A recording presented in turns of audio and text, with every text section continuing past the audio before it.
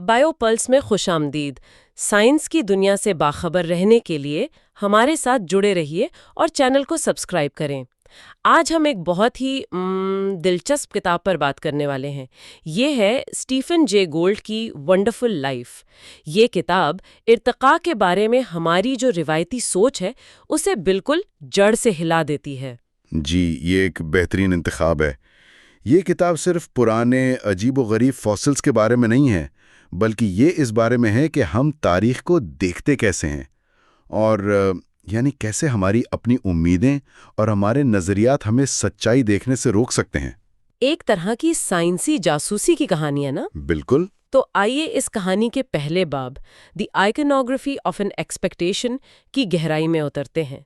पहला सवाल तो यही है कि इस किताब का मरकजी किरदार ये बर्जेस शेल आखिर है क्या चीज। देखें, बर्जेस शेल जुग्राफियाई तौर पर तो कनाडा के पहाड़ों में एक जगह है, लेकिन साइंस के लिए ये एक टाइम मशीन की तरह है। Time machine? जी, यहाँ तकरीबन 53 करोड़ साल पुराने नर्म जिस्म वाले जानवरों के फॉसिल्स मिले हैं और वो इस तरह महफूज हैं जैसे किसी ने उनकी तस्वीर खींच ली हो। ये हमें जिंदगी की तारीख के एक ऐसे दौर में झांकने का मौका देती है जिसे हम कैम्ब्रियन धमाका कहते हैं। अच्छा, और नर्म जिस्म वाले जानवरों के फॉसिल्स मिलना तो वैसे भी बहुत ही नायाब होता है ना। आमतौर पर तो सिर्फ हड्डियां ही बचती हैं। आपने बिल्कुल सही कहा, और यहीं से कहानी शुरू होती है। 1909 में अमेरिका के एक बहुत बड़े माहिर चार्ल्स डुलटन वैलकॉट ने ये जगह दरियाफ्त की। उन्हें वहाँ ऐसी ऐसी मखलूकात मिली जो किसी ने पहले कभी नहीं देखी थी, लेकिन उन्होंने एक बहुत अजीब काम किया। क्या?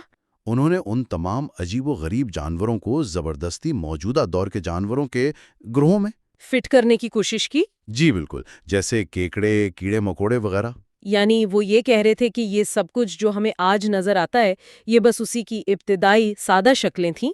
यही यही उनका ज़हनी मॉडल था कि ज़िंदगी सादा से पेचीदा की तरफ एक सीधी लकीर में सफ़र करती है। एक इर्तकाई सीढ़ी की तरह। बिल्कुल। उनके लिए ये तमाम अजीब मखलूक़ात सिर्फ पुराने ज़माने के वर्जन 1.0 थे, जिन्हें आगे चलकर बेहतर वर्जन्स ने तब्दील करना था। लेकिन वॉलकॉट तो अपने वक्त के बहुत बड़े माहिर थे। क्या ये सिर्फ उनकी ज़ाती गलती थी या उस वक्त की पूरी साइंसी सोच ही ऐसी थी? ये बहुत अहम नुक्ता है। ये सिर्फ वॉलकॉट की गलती नहीं थी, ये इस पूरे दौर की सोच की अक्कासी थी। उस वक्त साइंस पर तरक्की का नजरिया हावी था। ये माना जाता था कि इर्तिका का एक मकसद है, एक मंजिल है, और वो मंजिल इंसान है। जी, इंसान। तो इस सोच के तहत हर पुरानी मखलूक को हमारी तरफ आने वाले रास्ते का एक पत्थर ही समझा जा सकता था। तो वॉलकॉट ने जो देखा वो हकीकत नहीं थी, बल्कि वो अपनी उम्मीदों की अक्कासी थी। बिल्कुल। और इस वजह से ब्रिटिश शेल के ये अनमोल फॉसिल्स तकरीबन 50 साल तक एक बंद फाइल में पड़े रहे। और फिर किसी ने उस फाइल को दोबारा खोला। जी हाँ, 1960 की दहाई में कैम्ब्रिज यूनिवर्सिटी के हैरी विटिंगटन और उनके 2 शागिर्दों ने इस केस को दोबारा खोलने का फैसला किया। उन्होंने वॉलकॉट के काम को एक तरफ रखकर इन फॉसिल्स को बिल्कुल नई नज़र से देखना शुरू किया, और उन्हें जो मिला उसने इर्तिकाई हयातियात की दुनिया में भौचाल पैदा कर दिया। उन्होंने क्या साबित किया? उन्होंने साबित किया कि बर्जीस शेल के ज़्यादातर जानदार किसी भी मौजूदा ग्रुप में फिट नहीं होते। वो बिल्कुल अलग थे, मुनफरद डिज़ाइंस थे। और यहीं से गोल्ड अपने पहले बाब का मरकजी ख्याल उठाते हैं, है ना, कि हमारी सोच सिर्फ नजरियात से नहीं बल्कि तस्वीरों से बनती है। जी, और गोल्ड कहते हैं कि ये तस्वीरें मासूम नहीं होती। वो सिर्फ मालूमात नहीं देती, बल्कि एक पूरा नज़रिया, एक पूरी कहानी हमारे जहन में बिठा देती हैं। इर्तिका की सबसे मशहूर और सबसे गुमराह कुन तस्वीर वो तरक्की का मार्च है। ओह हाँ, वो तस्वीर तो हर जगह है, जिसमें एक बंदर जैसी मखलूक से इंसान तक का सफर दिखाया जाता है। जी वही, और यही इसका खतरा है। ये तस्वीर हमें बताती है कि इर्तिका एक सीधी सीढ़ी है जिसकी हर मंजिल पिछली से बेहतर है, और हम इस सीढ़ी की सबसे ऊंची मंजिल पर हैं। गोल्ड इस सीढ़ी के तस्वुर को मुकम्मल तौर पर रद्द करते हैं। बिल्कुल। वो मिसाल देते हैं कि 1915 में एक मशहूर माहिर ने इंसानी दिमाग के इर्तिका का एक चार्ट बनाया। उसमें चिंपैंजी को हमारा आबाओ अजदाद दिखाया गया, जबकि वो हमारे कज़न हैं, आबाओ अजदाद नहीं। एक मिनट, اسی چارٹ میں نینڈرتھال کے دماغ کو ہم سے چھوٹا دکھایا گیا تھا، ٹھیک ہے، جبکہ میں نے کہیں پڑھا ہے کہ حقیقت اس کے بالکل برعکس ہے۔ آپ نے بالکل صحیح سنا۔ حقیقت میں نینڈرتھال کا اوسط دماغی سائز ہم سے تھوڑا بڑا تھا۔ تو پھر چارٹ میں غلط کیوں دکھایا گیا؟ کیونکہ ترقی کی سیڑھی والی تصویر میں یہ ممکن ہی نہیں کہ ہم سے پچھلی منزل پر کسی کا دماغ ہم سے بڑا ہو، تو تصویر کو حقیقت کے مطابق نہیں بنایا گیا۔ بلکہ حقیقت کو تصویر کے مطابق توڑ مروڑ دیا گیا۔ بالکل۔ گولڈ گھوڑوں کے ارتقاء کی بھی ایک مثال دیتے ہیں جو تقریباً ہر کتاب میں ملتی ہے۔ جی، ایک چھوٹا سا کتے کے سائز کا جانور جو آہستہ آہستہ آج کے بڑے گھوڑے میں بدل جاتا ہے۔ اور وہ بھی ایک سیدھی لکیر میں۔ اور وہ سیدھی لکیر بھی ایک دھوکہ ہے۔ حقیقت میں گھوڑوں کا ارتقائی شجرہ ایک گھنی پھیلی ہوئی جھاڑی کی طرح تھا جس کی سینکڑوں شاخیں تھیں۔ ہمیں وہ ایک سیدھی لکیر اس لیے نظر آتی ہے کیونکہ اس جھاڑی کی باقی تمام شاخیں کٹ چکی ہیں، ناپید ہو چکی ہیں۔ ہم صرف بچ جانے والی ایک چھوٹی سی ٹہنے کو دیکھتے ہیں اور اسے پوری جھاڑی کی منزل سمجھ بیٹھتے ہیں۔ تو یہ سیڑھی والی سوچ تو غلط ثابت ہوئی، لیکن ایک اور تصویر بھی تو ہے، وہ پھیلتی ہوئی شاخوں والے درخت کی، جسے گولڈ بڑھتے ہوئے تنوع کا کون کہتے ہیں۔ کیا یہ تصور ٹھیک ہے؟ یہ تصویر پہلی والی سے تھوڑی بہتر ہے، لیکن گولڈ کے مطابق یہ بھی برجیش شیل کی حقیقت سے میل نہیں کھاتی۔ یہ کون ماڈل کہتا ہے کہ زندگی کی شروعات چند سادہ ڈیزائن سے ہوئی اور پھر وقت کے ساتھ نئی نئی شاخیں نکلتی گئیں اور تنوع بڑھتا گیا۔ جیسے ایک الٹا کرسمس ٹری جو نیچے سے تنگ اور اوپر سے چوڑا ہوتا جاتا ہے۔ جی، یہ ایک بہت اطمینان بخش تصویر ہے جو ترتیب اور ترقی کا احساس دلاتی ہے۔ اور برجیز شیل کے شواہد اس اطمینان بخش تصویر کو بھی الٹا کر دیتے ہیں۔ بالکل۔ برجیز شیل یہ دکھاتا ہے کہ جانداروں کی بنیادی جسمانی ڈیزائنز، جسے سائنس میں ڈسپیرٹی کہتے ہیں، اس کی سب سے بڑی تعداد تاریخ کے آغاز میں ہی موجود تھی۔ مطلب کیمبرین دھماکے کے فوراً بعد؟ جی، وہ دور تجربات کا دور تھا۔ قدرت ہر طرح کی ڈیزائن آزما رہی تھی۔ اس کے بعد ارتقاء کی تاریخ پھیلاؤ کی نہیں بلکہ بڑے پیمانے پر خاتمے اور چھانٹی کی کہانی ہے۔ وہ کون سیدھا نہیں بلکہ الٹا ہے۔ اچھا، یہ ڈسپیرٹی اور ڈائیورسٹی کا فرق تھوڑا اور واضح کریں گی؟ ضرور۔ اس کو یوں سمجھیں کہ جیسے گاڑیوں کی دنیا میں آج لاکھوں کروڑوں گاڑیاں ہیں، یہ ہوئی ڈائیورسٹی۔ ٹھیک ہے۔ لیکن وہ سب چند بنیادی ڈیزائنز، سیڈان، ایس یو وی، ہیچ بیک، ٹرک پر ہی بنی ہیں۔ یہ ہوئی ڈسپیرٹی۔ سمجھ گئی۔ تو برجس شیل کے دور میں شاید گاڑیاں کم تھیں، لیکن کچھ اڑنے والی تھیں، کچھ تیرنے والی۔ مطلب ڈیزائنز کی ورائٹی یعنی ڈسپیرٹی کہیں زیادہ تھی۔ آپ نے اس تصور کی روح کو پکڑ لیا ہے۔ برجس شیل کے دور میں صرف آرتھروپوڈز یعنی جوڑدار ٹانگوں والے جانوروں کے 20 سے زیادہ بنیادی ڈیزائنز موجود تھے۔ آج لاکھوں قسم کے آرتھروپوڈز ہونے کے باوجود وہ سب صرف 4 بنیادی ڈیزائنز پر مبنی ہیں۔ تو وقت کے ساتھ ساتھ امکانات کم ہوئے ہیں، بڑھے نہیں۔ جی، حیات کی کتاب کے زیادہ تر ابواب شروع میں ہی لکھ دیے گئے تھے اور باقی تاریخ ان میں سے ابواب کو پھاڑنے پر مشتمل ہے۔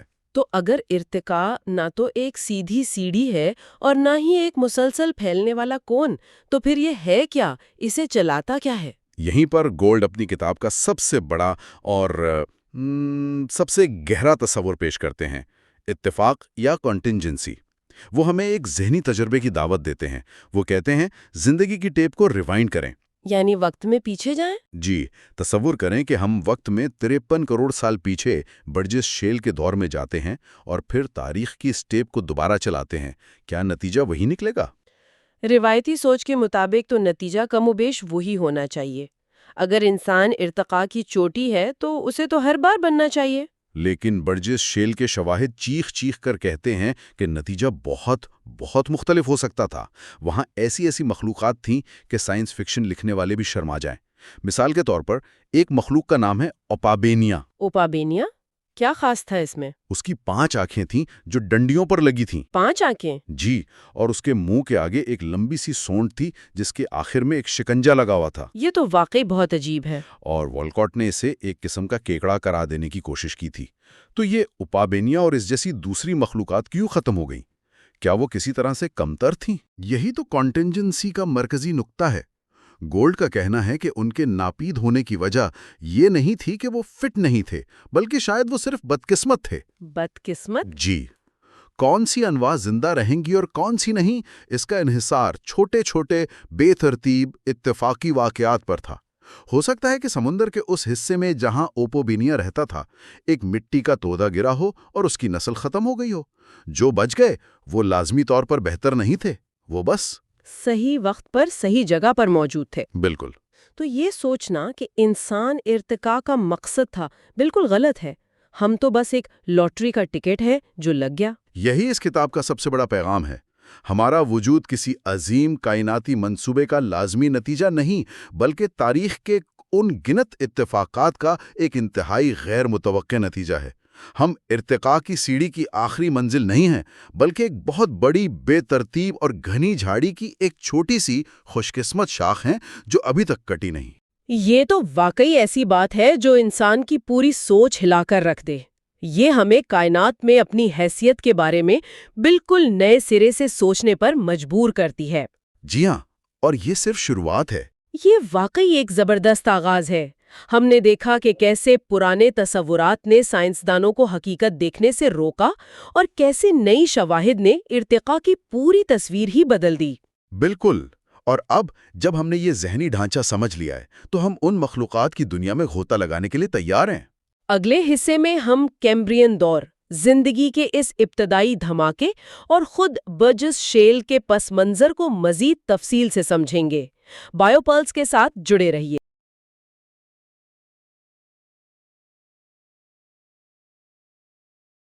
تو آج ہم ان سورسز کا جائزہ لے رہے ہیں جو ہمیں بھیجے گئے ہیں۔ یہ سب زمین پر زندگی کے ایک بہت ہی پر اسرار اور دھماکہ خیز دور یعنی کیمبرین دھماکے کے بارے میں ہیں۔ جی، ہمارے پاس کچھ کلاسک ریسرچ پیپرز ہیں اور اسٹیفن جے گولڈ کی مشہور کتاب ونڈرفل لائف کے کچھ حصے بھی ہیں۔ بالکل، اور ہمارا مقصد یہ سمجھنا ہے کہ زندگی اربوں سال تک اتنی سادہ رہنے کے بعد اچانک اتنی پیچیدہ کیسے ہو گئی، اور اس پورے معاملے نے ڈارون کے لیے اتنی بڑی مشکل کیوں کھڑی کر دی تھی۔ ٹھیک ہے، تو اس کہانی کو سمجھنے کے لیے ہمیں وقت کی گہرائیوں میں جانا پڑے گا۔ ہم سب نے اسکول میں ارضیاتی ادوار کے بارے میں تو پڑھا ہی ہے۔ جی، میزوزوئک، سینوزوئک۔ ہاں، جیسے میزوزوئک ڈائنوسارز کا دور تھا اور سینوزوئک یعنی ممالیہ جانوروں کا، ہمارا اپنا دور۔ لیکن ان سب سے پہلے جو پیلیوزوئک دور تھا، اس کی شروعات ہی ایک ایسے دھماکے سے ہوئی جس نے زندگی کا نقشہ ہی بدل دیا۔ اور یہ جو ادوار کی سرحدیں ہیں، یہ کوئی خیالی لکیریں نہیں ہیں۔ نہیں، بالکل نہیں، یہ زمین پر ہونے والی بہت بڑی تبدیلیوں کی نشاندہی کرتی ہیں، ہے نا؟ بالکل۔ عام طور پر تو یہ سرحدیں بڑے پیمانے پر معدومیت یعنی میس ایکسٹنکشنز کی وجہ سے بنتی ہیں۔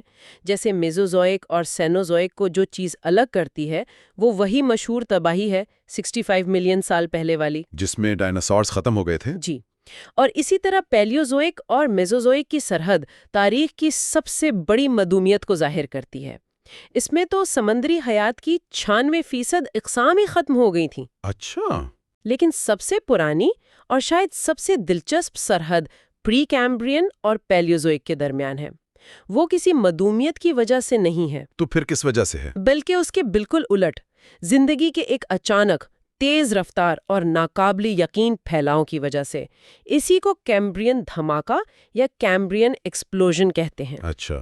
یہ وہ لمحہ ہے جب فوسل ریکارڈ میں اچانک ہر طرف پیچیدہ کثیر خلوی جانور نظر آنے لگتے ہیں۔ اور یہی وہ دھماکہ ہے جو ڈارون کے لیے ایک بہت بڑا سردرد بن گیا تھا، جیسا کہ ان سورسز میں بار بار ذکر آیا ہے۔ جی، ان کے لیے 2 بڑی پہیلیاں تھیں۔ پہلی تو یہ کہ کثیر خلوی زندگی اتنی دیر سے کیوں آئی؟ زمین کی 4.5 ارب سال کی تاریخ ہے اور یہ سب کچھ آخری 10% حصے میں ہو رہا ہے۔ اس سے پہلے کیا تھا؟ اور دوسری، جو شاید اس سے بھی بڑی پہیلی تھی، وہ یہ کہ یہ پیچیدہ مخلوقات پری کیمبرین چٹانوں میں اپنے سے سادہ پیشروؤں کے بغیر اچانک کیسے نمودار ہو گئیں؟ بالکل۔ ڈارون کا پورا نظریہ تو بدتدریج سست رفتار تبدیلی پر مبنی تھا، لیکن فوسل ریکارڈ ایک دھماکے کی گواہی دے رہا تھا۔ اور دیکھیں، یہ ڈارون کے لیے کوئی معمولی مسئلہ نہیں تھا۔ وہ خود اپنی کتاب آرجن آف سپیشیز میں لکھتے ہیں کہ یہ ان کے نظریے کے خلاف ایک بہت ٹھوس دلیل ہو سکتی ہے۔ اچھا، تو وہ اس کا کیا جواب دیتے تھے؟ وہ امید کرتے تھے کہ مستقبل میں ان سے پہلے کے فوسلز مل جائیں گے، لیکن ایک طویل عرصے تک ایسا نہیں ہوا۔ تو اس سوال کا جواب دینے کے لیے ہمیں کیمبرین دھماکے سے بھی پہلے کی دنیا کو دیکھنا ہوگا۔ جی، اور وہ دنیا، جیسا کہ ہمارے سورسز بتاتے ہیں، حیرت انگیز طور پر سادہ اور ایک لحاظ سے بورنگ تھی۔ بورنگ؟ جی، زمین کی تاریخ کا تقریباً 2/3 حصہ، آپ سوچیں تقریباً 2.5 ارب سال، ہاں۔ صرف سادہ خلیات یعنی پروکیریوٹک سیلز پر مشتمل تھا۔ بیکٹیریا اور آرکیا، بس۔ 2.5 ارب سال؟ یہ اتنا لمبا عرصہ ہے کہ تصور کرنا بھی مشکل ہے۔ اس پورے وقت میں کچھ خاص نہیں بدلا؟ بہت ہی کم۔ پھر تقریباً 700 ملین سال تک زیادہ پیچیدہ یوکیریوٹک خلیات تو آ گئے جن میں ایک واضح نیوکلیس ہوتا ہے، لیکن انہوں نے بھی کوئی بڑا قدم نہیں اٹھایا۔ یعنی وہ کثیر خلوی جانور نہیں بنے؟ نہیں، وہ بس تیرتے رہے، لیکن کثیر خلوی جانوروں کی شکل میں اکٹھے نہیں ہوئے۔ تو اربوں سال تک زندگی ایک ہی سطح پر رکی رہی۔ اچھا، تو یہاں پر ایڈیاکارا فونا کا ذکر آتا ہے۔ سورسز میں ان کا خاصا ذکر ہے۔ کیا یہ وہ گمشدہ پیشرو نہیں تھے جن کی ڈارون کو تلاش تھی؟ بظاہر تو ایسا ہی لگتا تھا، اور کئی دہائیوں تک سائنسدان یہی سمجھتے بھی رہے۔ لیکن جب ان کا بغور جائزہ لیا گیا تو 2 بڑے مسائل سامنے آئے۔ پہلا تو وقت کا تھا۔ یہ فوسلز کیمبرین دھماکے سے کچھ ہی عرصہ پہلے کے ہیں، تقریباً 700 ملین سال پرانے۔ یعنی اربوں سال کا جو خلا ہے وہ پھر بھی باقی رہ گیا، یہ اس خلا کو نہیں بھرتے۔ ٹھیک ہے، اور دوسرا مسئلہ کیا تھا؟ دوسرا اور زیادہ گہرا مسئلہ تھا ان کا ڈیزائن، ان کی ساخت۔ یہ جانور بالکل ہی عجیب تھے۔ عجیب کس لحاظ سے؟ ان کا جسمانی منصوبہ آج کے کسی بھی جانور سے نہیں ملتا۔ کچھ لحاف کی طرح چپٹے تھے، کچھ ڈسک کی شکل کے، کچھ تو ایسے تھے جیسے ہوا بھرے گدے ہوں۔ ان میں منہ، آنتیں یا حرکت کرنے والے اعضاء جیسی کوئی چیز نظر ہی نہیں آتی۔ اچھا۔ اسی لیے اب زیادہ تر سائنسدان یہ مانتے ہیں کہ یہ ارتقاء کی ایک بند گلی تھی۔ یہ کثیر خلوی زندگی کا ایک ناکام تجربہ تھا، ایک ایسی شاخ جو آگے بڑھنے سے پہلے ہی ختم ہو گئی۔ تو گویا یہ ہمارے آباء و اجداد نہیں تھے، بلکہ ایک بالکل الگ طرح کی زندگی تھی جو آئی اور چلی گئی؟ یعنی قدرت نے پہلے کچھ تجربات کیے جو کامیاب نہیں ہوئے؟ بالکل ایسا ہی لگتا ہے، اور یہ واحد تجربہ نہیں تھا۔ ایڈیاکیرا کے بعد اور کیمبرین دھماکے کے عروج سے ذرا پہلے ایک اور پراسرار دور آتا ہے جسے ٹوموٹین کہتے ہیں۔ اچھا، اس میں کیا تھا؟ اس دور میں ہمیں چھوٹے خول والے فوسلز یا اسمال شیلی فونا ملتے ہیں۔ یہ چھوٹے چھوٹے کپ، کونز اور بلیڈز کی شکل کے ہیں جن کا آپس میں کیا تعلق تھا یہ بھی واضح نہیں۔ تو یہ بھی ایک ناکام تجربہ تھا؟ بہت ممکن ہے یہ بھی شاید ایک اور تجربہ تھا جو برجس شیل کی مخلوقات کے آنے سے پہلے ناکام ہو گیا۔ اس سے یہ تصویر بنتی ہے کہ زندگی نے کوئی سیدھا ہموار راستہ اختیار نہیں کیا، بلکہ کئی مختلف راستے آزمائے جن میں سے زیادہ تر بند گلی میں ختم ہو گئے۔ بالکل۔ یہ نقطہ تو فوسل ریکارڈ کی نامکمل نوعیت کو بھی ظاہر کرتا ہے۔ ایک سورس میں اس بارے میں ایک بڑا دلچسپ مذاق لکھا ہے کہ ممالیہ جانوروں کا ارتقاء دانتوں کی کہانی ہے جو آپس میں مل کر قدرت تبدیل شدہ دانت پیدا کرتے ہیں۔ جی، یہ اس لیے کہا جاتا ہے کیونکہ دانت ہڈی سے بھی زیادہ سخت ہوتے ہیں اور ان کے فوسل بننے کے امکانات بہت زیادہ ہوتے ہیں۔ تو اگر دانت جیسی سخت چیز کا ریکارڈ بھی اتنا محدود ہے کہ ہمیں اکثر صرف دانت ہی ملتے ہیں، تو پھر نرم جسم والے بغیر ہڈیوں اور خول والے جانداروں کا کیا ہوگا؟ ان کا فوسل بننا تو معجزے سے کم نہیں لگتا۔ آپ نے بالکل صحیح پکڑا، اور یہیں پر لاگرسٹین کا تصور سامنے آتا ہے۔ لاگرسٹین، یہ جرمن لفظ ہے؟ جی، جرمن زبان کی اصطلاح ہے جس کا مطلب ہے ذخیرہ کرنے کی جگہ۔ ارضیات میں یہ ان نایاب جگہوں کے لیے استعمال ہوتی ہے جہاں غیر معمولی حالات کی وجہ سے نہ صرف ہڈیاں اور خول بلکہ نرم جسم والے جانداروں کے فوسلز بھی محفوظ رہ گئے ہیں۔ تو یہ ماضی میں جھانکنے والی کھڑکیوں کی طرح ہیں؟ بالکل، جو ہمیں زندگی کی وہ شکلیں دکھاتی ہیں جو عام طور پر ہمیشہ کے لیے تاریخ سے مٹ جاتی ہیں۔ تو برجس شیل ان تمام لاگرسٹین میں سب سے خاص ہے۔ یہ گویا ماہرین حیاتیات کے لیے وہ مقدس کتاب ہے جس کی انہیں ہمیشہ سے تلاش تھی۔ جی ہاں، ایک ایسی کھڑکی جو سیدھا کیمبرین دھماکے کے منظر پر کھلتی ہے اور بتاتی ہے کہ اس دھماکے کے فوراً بعد زندگی کیسی دکھتی تھی۔ یہ وہ جواب تھا جس کی ڈارون کو تلاش تھی۔ لیکن اس میں ایسی کیا خاص بات ہے؟ اس کی اصل اہمیت اس کی ڈسپیرٹی یعنی جسمانی ساخت کے تنوع میں ہے۔ ڈسپیرٹی، اس کو ذرا آسان الفاظ میں سمجھائیں۔ ڈسپیرٹی اور ڈائیورسٹی میں کیا فرق ہے؟ بہترین سوال ہے۔ دیکھیں، ڈائیورسٹی کا مطلب ہے ایک ہی ڈیزائن میں مختلف اقسام کا ہونا۔ جیسے دنیا میں چقندر کی ہزاروں اقسام ہیں، لیکن ان سب کا بنیادی جسمانی ڈیزائن ایک ہی ہے۔ یہ ڈائیورسٹی ہے۔ ٹھیک ہے۔ ڈسپیرٹی کا مطلب ہے بنیادی ڈیزائنز کی تعداد۔ تو برجس شیل میں ہمیں صرف مختلف اقسام نہیں ملتی، بلکہ بالکل نئے اور الگ الگ جسمانی ڈیزائنز ملتے ہیں۔ جیسے کہ ایک مخلوق 5 آنکھوں والی ہے، ایک کے جسم پر لمبے لمبے کانٹے ہیں، ایک بالکل کسی اور ہی سیارے کی لگتی ہے۔ یہ ڈسپیرٹی ہے۔ یہی چیز اسے ایک انمول خزانہ بناتی ہے۔ یہ تو ایک بہت بڑا نقطہ ہے۔ عام طور پر ہم ارتقاء کو ایک ایسی سیڑھی سمجھتے ہیں جو ہمیشہ اوپر کی طرف جاتی ہے، زیادہ سے زیادہ پیچیدگی کی طرف۔ جی، لیکن یہ فاسلز بتا رہے ہیں کہ قدرت نے کیمبرین دھماکے میں درجنوں ڈیزائن بنائے اور وقت کے ساتھ ان میں سے زیادہ تر کو رد کر دیا۔ یہ تو بالکل مختلف تصویر ہے۔ واہ! تو یہ خزانہ ملا کہاں تھا؟ برجس شیل کینیڈا کے پہاڑی سلسلے کنیڈین راکیز میں یوہو نیشنل پارک میں واقع ہے۔ اچھا۔ اس کے دریافت کردہ چارلز ڈولٹل والکوٹ، جو اس وقت اسمتھسونین انسٹیٹیوشن کے سیکریٹری تھے، انہیں اس علاقے سے گہرا لگاؤ تھا۔ انہوں نے یہاں ملنے والے فاسلز کو مقامی امریکی قبائل کی زبانوں سے متاثر ہو کر بڑے خوبصورت نام دیے، جیسے اوپابینیا، ہلوسیجینیا۔ بالکل، آئشیا اور ویواکسیا۔ یہ نام آج بھی ان عجیب و غریب مخلوقات کی پراسراریت کو بڑھا دیتے ہیں۔ ان فاسلز کے اتنی بہترین حالت میں محفوظ رہنے کے پیچھے کیا راز ہے؟ یہ تو تقریباً ناممکن لگتا ہے۔ اس کے پیچھے ایک بڑا تضاد یا کیچ 22 ہے۔ وہ کیا؟ دیکھیں، ایک بھرپور اور متنوع ماحولیاتی نظام کے لیے روشنی اور آکسیجن ضروری ہیں۔ پودوں اور جانوروں کو زندہ رہنے کے لیے ان کی ضرورت ہوتی ہے۔ صحیح۔ لیکن یہی چیزیں، روشنی، آکسیجن اور بیکٹیریا، مردہ جانداروں کے جسموں کو تیزی سے گلا سڑا دیتی ہیں۔ جہاں زندگی پھولتی پھولتی ہے، وہاں فاسلز، خاص طور پر نرم جسم والے فاسلز، بننے کے امکانات تقریباً صفر ہوتے ہیں۔ لیکن یہاں ایک تضاد ہے۔ آپ کہہ رہی ہیں کہ زندگی کے لیے آکسیجن ضروری ہے، لیکن فاسل بننے کے لیے آکسیجن کی عدم موجودگی لازمی ہے۔ تو پھر یہ کیسے ممکن ہوا کہ ایک پھلتے پھولتے ایکو سسٹم کے جاندار پتھر میں نقش ہو گئے؟ یہ تو ناممکن لگتا ہے۔ اس کا جواب ایک قدرتی آفت میں پوشیدہ ہے، جسے اب مڈ سلائیڈ تھیوری یعنی مٹی کے تودے گرنے کا نظریہ کہا جاتا ہے۔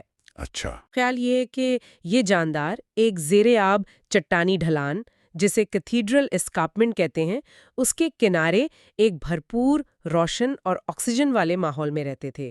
ایک مثالی جگہ تھی۔ لیکن پھر وقتاً فوقتاً اس ڈھلان سے مٹی کا ایک بہت بڑا تودا، جسے ٹبریٹی کرنٹ کہتے ہیں، بہتا تھا اور اپنے راستے میں آنے والے تمام جانداروں کو اپنے ساتھ بہا کر لے جاتا تھا۔ کہاں لے جاتا تھا؟ گہرے، ٹھہرے ہوئے اور آکسیجن سے خالی یعنی اناکسک بیسن میں۔ تو گویا انہیں زندہ یا مردہ حالت میں ایک ایسی جگہ دفن کر دیا گیا جہاں گلنے سڑنے کا عمل ہو ہی نہیں سکتا تھا۔ ایک ہی لمحے میں جنت سے اٹھا کر قبر میں ڈال دیا گیا۔ بالکل، یہ تیز رفتار تدفین ایک معجزے کی طرح تھی۔ اس نے انہیں شکاری جانوروں اور بیکٹیریا کی پہنچ سے دور کر دیا۔ آکسیجن کی عدم موجودگی نے گلنے سڑنے کے عمل کو مکمل طور پہ روک دیا۔ اسی وجہ سے ان کے نرم جسم بھی محفوظ رہ گئے۔ جی، نہ صرف ان کے خول، بلکہ ان کی آنکھیں، آنتیں، پٹھے اور نازک ٹانگیں تک پتھر میں ہمیشہ کے لیے نقش ہو گئیں۔ یہ ان مخلوقات کے لیے تو ایک المناک واقعہ تھا، لیکن اس نے ہمیں سائنس کا سب سے بڑا تحفہ دیا۔ اور یہ عظیم دریافت کب ہوئی؟ والکوٹ کی ڈائری کے مطابق انہوں نے یہ مقام 30 یا 31 اگست 1909 کو دریافت کیا۔ ایک ایسا لمحہ جس نے زندگی کی تاریخ کے بارے میں ہماری سمجھ کو ہمیشہ کے لیے بدل دیا۔ اور پھر انہوں نے وہاں سے ہزاروں نمونے اکٹھے کیے۔ جی، اگلے کئی سالوں تک والکوٹ ہر موسم گرما میں یہاں آتے رہے اور ہزاروں نمونے اکٹھے کر کے واشنگٹن لے گئے، جہاں سے اس کہانی کا اگلا اور شاید اس سے بھی زیادہ دلچسپ باب شروع ہوتا ہے۔ اگلے حصے میں ہم برجس شیل کی دوبارہ سائنسی تشریح اور ان حیران کن مخلوقات کا ایک ایک کر کے مطالعہ کریں گے۔ یہ حصہ سوم ہے۔ آج ہم ایک ایسی سائنسی جاسوسی کہانی پر بات کر رہے ہیں جو تقریباً 1 صدی پرانی ہے۔ یہ کہانی برجس شیل کے عجیب و غریب فاسلز کی ہے، جنہیں پہلی بار چارلز ڈولٹل والکاٹ نے دریافت کیا تھا۔ اور والکاٹ نے جو تصویر پیش کی تھی وہ بہت صاف ستھری اور منظم تھی۔ جی، ایک سیدھی لکیر جو ترقی کی طرف جا رہی تھی۔ مطلب یہ کہ یہ قدیم مخلوقات ہمارے آج کے جانوروں کے بس ابتدائی سادہ آباء و اجداد تھے؟ بالکل۔ لیکن پھر 1960s کی دہائی میں ایک نئی نسل کے ماہرین حیاتیات قدیمہ ہیری وٹنگٹن اور ان کی ٹیم نے اس کیس کی فائل دوبارہ کھولی۔ اور یہ کوئی نئی کھدائی تو نہیں تھی، ہے نا؟ نہیں، بالکل نہیں۔ یہ تو میوزیم کے دھول بھرے درازوں میں رکھے پرانے ثبوتوں کو نئے سرے سے جانچنے کا عمل تھا، اور انہوں نے جو دریافت کیا اس نے والکاٹ کی اس صاف ستھری تصویر کو مکمل طور پر آپ کہہ سکتے ہیں توڑ پھوڑ کر رکھ دیا۔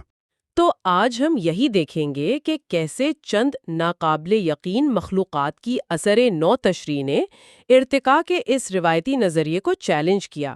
وہ نظریہ کہ زندگی وقت کے ساتھ ساتھ مزید متنوع ہوتی گئی۔ جی، اور اس کے بجائے ایک بالکل مختلف، کہیں زیادہ افراتفری سے بھری تصویر سامنے آئی۔ ایک ایسی تصویر جس میں شروع میں ہی ڈیزائنز کا ایک دھماکہ ہوا تھا، جس کے بعد بڑے پیمانے پر معدومیت کی ایک بے رحم لہر آئی۔ تو آئیے اس پرانی فائل کو کھولتے ہیں۔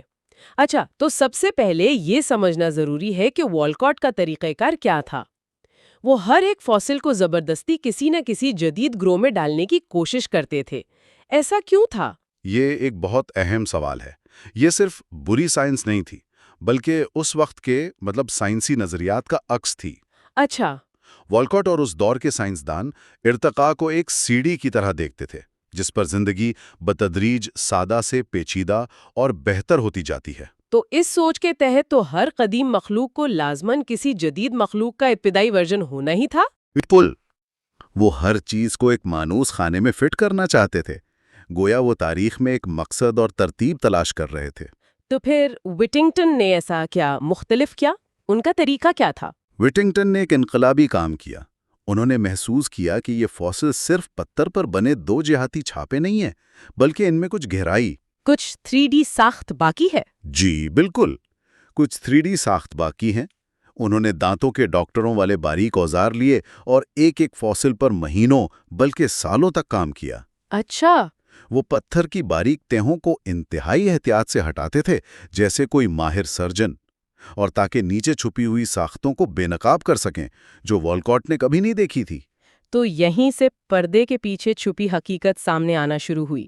پہلا ثبوت کون سا تھا جس نے والکاٹ کی کہانی پر شک پیدا کیا؟ پہلا ثبوت تھا ماریلا۔ یہ برجس شیل کا سب سے عام فاسل تھا۔ اور والکاٹ اسے کیا سمجھتے تھے؟ والکاٹ نے اسے بڑے اعتماد سے ٹرائلوبائٹ کی ایک قسم قرار دیا تھا، جو اس دور کے مشہور آرتھروپوڈز تھے۔ آرتھروپوڈز یعنی کیڑے مکوڑے، مکڑیاں اور کیکڑے وغیرہ کا گروہ؟ جی بالکل۔ وٹنگٹن نے 4.5 سال صرف ماریلا پر تحقیق کی۔ 4.5 سال صرف ایک فاسل پر؟ جی، اور آخرکار انہوں نے ثابت کیا کہ یہ کسی بھی طرح سے ٹرائلوبائٹ نہیں تھا۔ اس کے سر پر 2 جوڑے اینٹینا تھے اور 2 جوڑے لمبے پیچھے کی طرف مڑے ہوئے کانٹے۔ اچھا۔ اور یہ امتزاج کسی بھی معلوم آرتھروپوڈ گروہ سے زندہ یا معدوم میل نہیں کھاتا تھا۔ ماریلا ایک یتیم مخلوق تھی جو کسی بھی خاندان میں فٹ ہی نہیں ہو رہی تھی۔ تو یہ صرف ایک عجیب مخلوق نہیں تھی، بلکہ یہ اس خیال پر پہلا سوالیہ نشان تھا کہ ہر پرانی چیز کا کوئی نہ کوئی جدید رشتہ دار ضرور ہوتا ہے۔ آپ نے بالکل صحیح کہا۔ یہ والکاٹ کی منظم دنیا میں پہلی دراڑ تھی۔ اور اگر میریلا ایک دراڑ تھی تو اگلی مخلوق نے تو جیسے دیواری گرا دی ہوگی۔ بالکل۔ وہ کون سی مخلوق تھی؟ اس کا نام تھا اوپا بینیا۔ اوپا بینیا۔ والکاٹ کے مطابق یہ ایک قسم کا کرسٹیشین تھا، یعنی جھینگے اور کیکڑے کے گروہ کا رکن۔ ٹھیک ہے۔ تو 1972 میں وٹنگٹن نے کیمبرج یونیورسٹی میں ماہرین کے ایک بھرے ہال کے سامنے اوپا بینیا کی اپنی نئی تعمیر پیش کی۔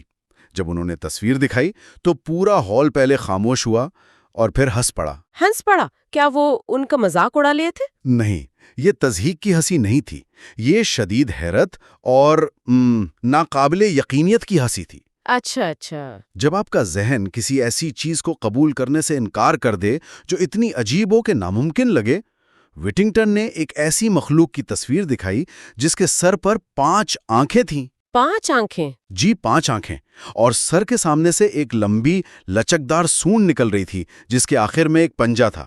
1 منٹ، پنجے والی سونڈ؟ یہ تو کسی سائنس فکشن فلم کا مونسٹر لگتا ہے۔ بالکل، اور وٹنگٹن نے ثابت کیا کہ اوپابینیا آرتھروپوڈ تو دور کسی بھی معلوم فائلم سے تعلق نہیں رکھتی تھی۔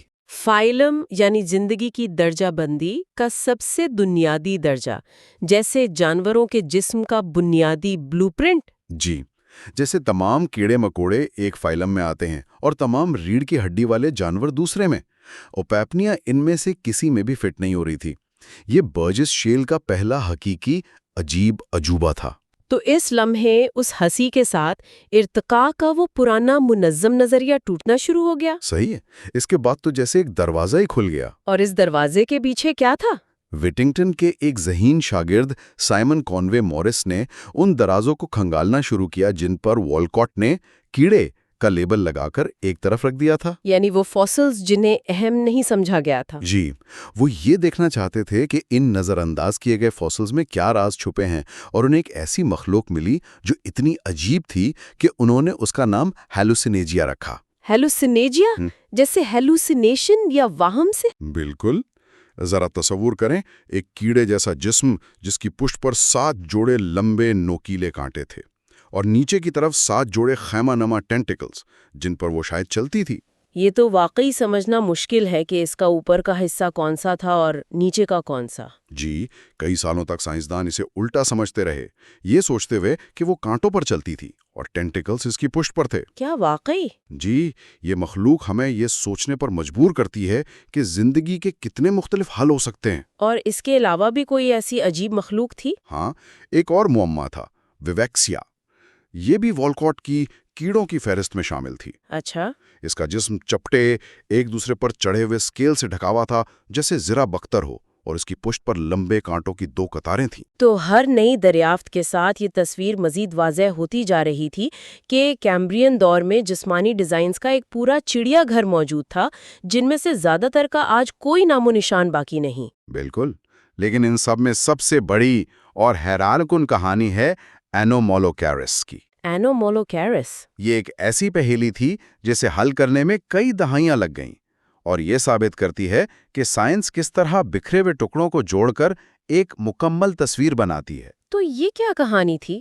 دراصل 3 بالکل مختلف نظر آنے والے فاسلز کو غلطی سے 3 الگ الگ مخلوقات سمجھا جاتا رہا۔ 3 الگ مخلوقات؟ جی، ایک فاسل تھا جسے اینومولوکیرس یعنی عجیب جھینگا کا نام دیا گیا تھا۔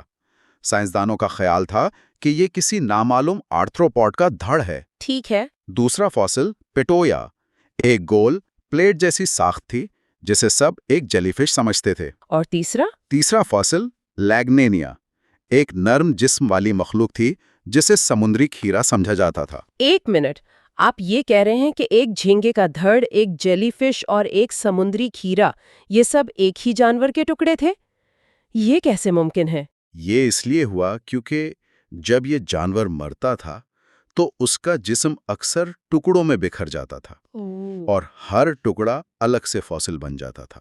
تو پھر یہ راز کھلا کیسے؟ حقیقت کا انکشاف تب ہوا جب ایک سائنسدان کو ایک ایسا نمونہ ملا جس میں عجیب جھینگا یعنی اینومولوکیرس کا بازو جیلی فش یعنی پیٹویا کے منہ کے ساتھ جڑا ہوا تھا۔ تب ساری تصویر واضح ہوئی۔ جی، اینومولوکیرس کا فاسل دراصل اس کا شکار کرنے والا بازو تھا۔ پیٹویا نامی جیلی فش اس کا گول اناناس کے قتلے جیسا منہ تھا۔ اور اس میں دانت بھی تھے؟ جی، تیز دانتوں کی قطاریں۔ اور لیگینیا نامی سمندری کھیرا اس کا بڑا تیرنے والا جسم تھا۔ تو یہ سب مل کر کیا بناتے تھے؟ یہ سب مل کر کیمبرین سمندروں کے سب سے بڑے شکاری کو تشکیل دیتے تھے، جو تقریباً 2 فٹ لمبا تھا۔ 2 فٹ؟ اس دور کے حساب سے تو یہ بہت بڑا ہوگا۔ جی، یہ اس دور کا حقیقی بادشاہ تھا، ایک ایسا عفریت جس کا کسی نے تصور بھی نہیں کیا تھا۔ یہ تو واقعی ایک جاسوسی کہانی کا کلائمیکس ہے۔ تو ان تمام دریافتوں نے مل کر زندگی کی تاریخ کے بارے میں ہمارے پرانے خیالات کو کیسے بدلا؟ اس نے والکاٹس کے کون آف انکریزنگ ڈائیورسٹی یعنی بڑھتے ہوئے تنوع کے مخروطی ماڈل کو مکمل طور پر الٹ دیا۔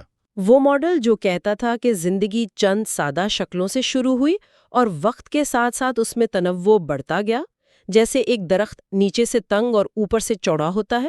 بالکل، لیکن برجس شیل نے دکھایا کہ یہ کون الٹا تھا۔ زندگی کی تاریخ کا آغاز جسمانی ڈیزائن کے ایک عظیم دھماکے سے ہوا۔ یعنی شروع میں ہی بہت زیادہ تنوع موجود تھا۔ کہیں زیادہ۔ کیمبرین دور میں آج کے مقابلے میں کہیں زیادہ بنیادی جسمانی منصوبے یا فائلہ موجود تھے۔ یہ شروع میں بہت چوڑا تھا اور وقت کے ساتھ ساتھ تنگ ہوتا گیا۔ تو بعد کی تاریخ پھیلاؤں کی نہیں بلکہ خاتمے کی کہانی ہے۔ جی، ڈیسیمیشن کی۔ ان گنت منفرد ڈیزائنز ہمیشہ کے لیے معدوم ہو گئے، اور آج کی تمام تر زندگی، تمام کیڑوں سے لے کر انسانوں تک، ان چند خوش قسمت بچ جانے والے ڈیزائنز کی شاخوں پر مشتمل ہے۔ اور یہ مخلوقات ناکام تجربات نہیں تھی؟ بالکل نہیں، وہ اپنے ماحول میں مکمل طور پر کامیاب تھیں۔ یعنی یہ کہنا غلط ہوگا کہ جو مخلوقات بچ گئیں وہ بہتر تھیں، وہ بس خوش قسمت تھیں۔ یہ اس دریافت کا سب سے گہرا پہلو ہے۔ بقا صرف بہترین کی نہیں، بلکہ اکثر خوش قسمت ترین کی ہوتی ہے۔